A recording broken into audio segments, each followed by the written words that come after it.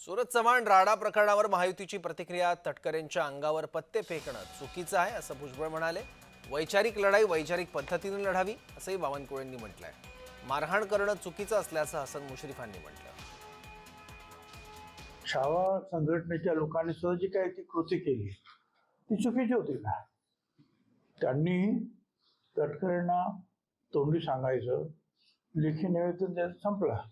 पण तटकरेच्या अंगावर पत्ते फेकण्याचं कारण नाही त्यांना. त्याच्यामुळे ते प्रयोग झाले आणि त्याच्यातून ते मग बाहेर द्यायची त्या घटना घडलेल्या आहेत. वैचारिक लढाई ही वैचारिक पद्धतीने लढली पाहिजे. काही जर आंदोलनाचं पवित्र घ्यायचे असेल तर आंदोलनाचे पवित्र घेता येतात, पण मारपीट करणे, त्या ठिकाणी वाद तयार होणे, लॉ अँड ऑर्डरची परिस्थिती निर्माण होणे, एकामेकाला कार्यकर्त्याला मारून काय निर्णय होणार आहे.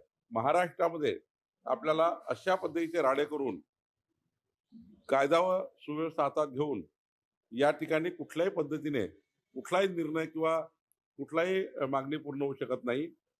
मला वाटतं आंदोलनाच्या भूमिका ठरल्या पाहिजे, त्या मारपीटच्या नसल्या पाहिजे, त्या वैचारिक पद्धतीच्या असल्या पाहिजे असं मला वाटतं. आमचे प्रदेशाध्यक्ष सुनील तटकरे साहेब तिथं होते. त्यांनी सुद्धा काल प्रतिक्रिया दिली की हे योग्य नाही, ते काय पक्ष आमचा काय समर्थन करणार नाही.